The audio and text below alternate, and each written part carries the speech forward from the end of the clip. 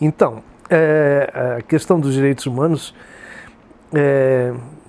é possível dividi-la em dois grandes momentos, né? Um primeiro momento em que você não fala ainda de direitos humanos, não chama de direitos humanos. E um segundo momento que você começa a chamar de direitos humanos. Esse é o momento, digamos, do mundo moderno. Mas antes você tem o reconhecimento da humanidade. Portanto, nesse reconhecimento da humanidade, você pode dizer, aí tem o direito humano, né? Eu comentava anteriormente, quando você busca as religiões monoteístas, e nas religiões monoteístas, os deuses monoteístas, cada deus de cada religião, outorga ao homem, ao ser humano, o direito de nomear. Ele está dando ao homem o direito de participar do processo de criação. Aí é um primeiro direito, o ser humano como ser criador. Esse momento ele é um momento que acompanha a religiosidade humana e acompanha também a definição das coisas pelo ser humano. O ser humano é capaz de recriar, refazer. E os direitos humanos nascem nessa dimensão. Se você trouxer esse princípio para o mundo moderno, você vai encontrar a grande questão dos direitos humanos presente nas lutas contra os diferentes tipos de autoritarismo. Você vai encontrar os direitos humanos no mundo moderno lutando contra o sistema colonial, de um lado, na independência das Américas, por exemplo, em Simão Bolívar, e nos pioneiros da independência norte-americana, e você vai encontrar os direitos humanos na França, na luta contra o absolutismo francês, na Inglaterra, na luta contra o absolutismo inglês. As declarações de direitos humanos do mundo moderno são declarações que revelam exatamente isso, o princípio da liberdade, o princípio da igualdade e o princípio da fraternidade, como princípios que fundam o mundo moderno. Mas se você olhar o princípio da liberdade, você encontra em Tomás de Aquino. Quando Tomás de Aquino percebe as dificuldades de vida dos camponeses submetidos pelos senhores da terra, pelos senhores feudais, Tomás de Aquino defende o direito à rebelião. Por ele, os povos, quando oprimidos, têm toda a possibilidade, todo o dever de reagir à opressão e lutar, então, de uma forma rebelde para garantir os seus direitos de seres humanos. E então você, outra vez, nesse caminho de ir ao passado e voltar ao mundo moderno, você vai encontrar isso, por exemplo, na França, contra o absolutismo francês e a arrogância do absolutismo francês. A condição social de absoluta opressão, de absoluta concentração de riqueza dos franceses, leva a população francesa a exigir um processo de ser livre e de ser igual.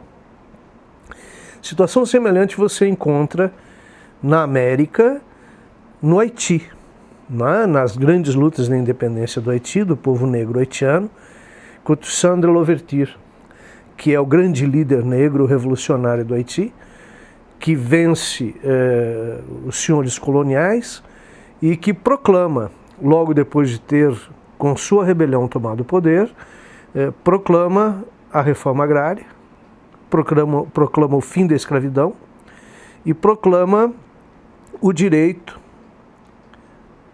da escola pública, universal e gratuita para todas as crianças haitianas.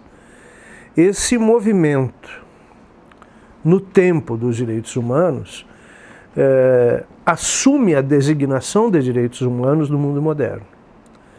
Se antes ainda não se chamava assim, no mundo moderno essa luta por igualdade, por liberdade e por fraternidade passa a ser efetivamente um grande título da luta por direitos humanos.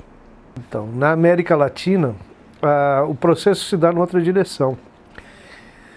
O processo ele tem como eixo a questão do anticolonialismo. Se trata fundamentalmente de buscarmos encontrar espaços de construção das nacionalidades e de construção de uma cidadania ainda de si mesmo muito frágil. Os direitos humanos aparecem, então, basicamente vinculado a uma grande elite rural que pretende ter o controle, como se ainda fosse possível manter os velhos privilégios que o sistema colonial de origem ibérica tinha preservado ao longo dos 500 anos de dominação. Então, nesse tempo, nesse período, a luta por direitos humanos na América Latina se prende fundamentalmente à ideia de construirmos aqui países soberanos, autonomia em relação aos dominadores.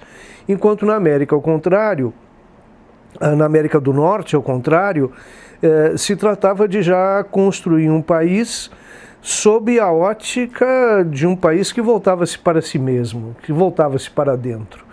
Então, lá era possível uma declaração de direitos humanos preocupada já com a cidadania da sociedade americana, especialmente naquilo que era a cidadania dos povos brancos e anglo-saxões.